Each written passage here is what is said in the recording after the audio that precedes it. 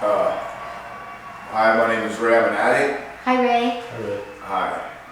This is awkward speaking in front of a camera, but obviously, for some reason, I'm actually just as nervous as if I was speaking in front of a large crowd.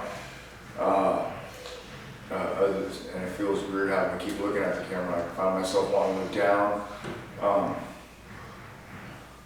So apparently they'll tell you that I'm being told that this is going to be for people who are incarcerated. And so, like, I want to say thank you, because like me getting to do this, it may not do anything for whoever's listening to this, you know what I mean? But by me volunteering and participating and doing this helps me stay clean another day. And like, man, I still remember the smells. It seems like every facility I've ever been to, they all use the same pine saws. Every place smells the same. And I still remember like the sound of those crunchy plastic pillows. And I don't think I'll ever forget the feel of having to sit on a steel toilet and how extremely loud those flushers are. And so me getting to do this, man, is just like one more day of insurance. I don't ever have to go back to one of those places ever again. Man, I'm sorry for what the disease did to you and said to you that caused you to do whatever it is that got you in there, and whatever people were harmed in those actions, man. I'm sorry that happened. I'm sorry that took place. But if you listen to like the things that these people are saying into this camera, man, when you get out, if you have an opportunity to get out, man, I don't know what your situation is, but if you get out and you do those things, man, you'll never have to sit on one of those steel toilets ever again. Man, I can tell you that from firsthand experience.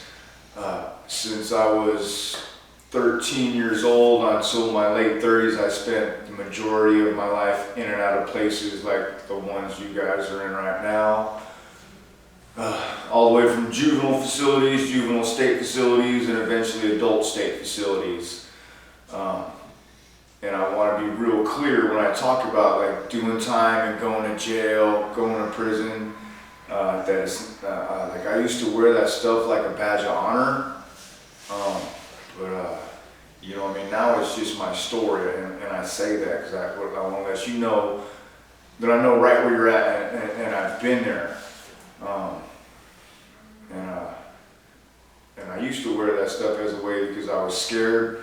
I was afraid that if people knew how I really felt inside, that they would try and hurt me. So I used to make it a point to let everybody know that I did time, so that they'd think I was about something and wouldn't try and hurt me.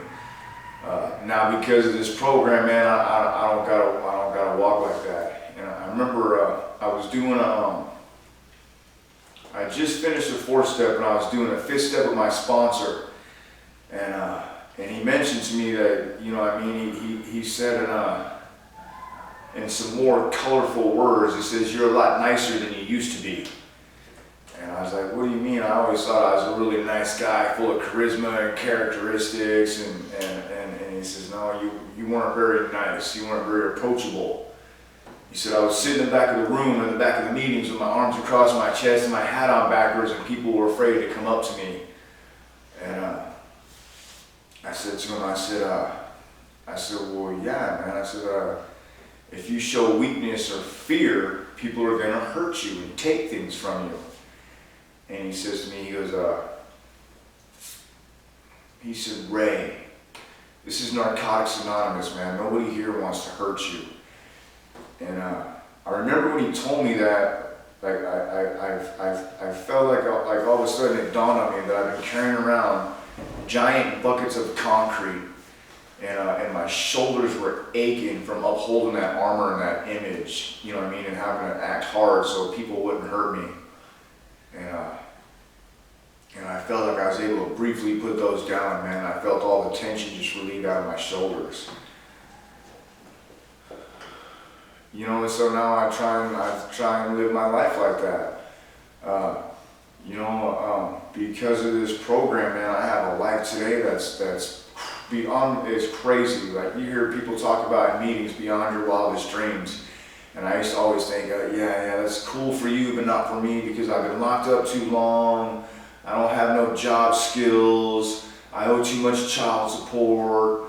Man, I'll just be happy if I could stop using drugs and going back to booking all the time and hurting my children.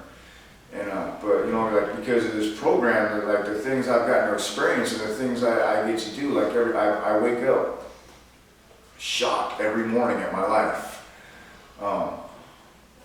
And like a lot of like doing a lot of time, like God still is able to use me, you know what I mean, and has a plan for me, and all my experience, you know what I mean, are like my higher power uses to benefit.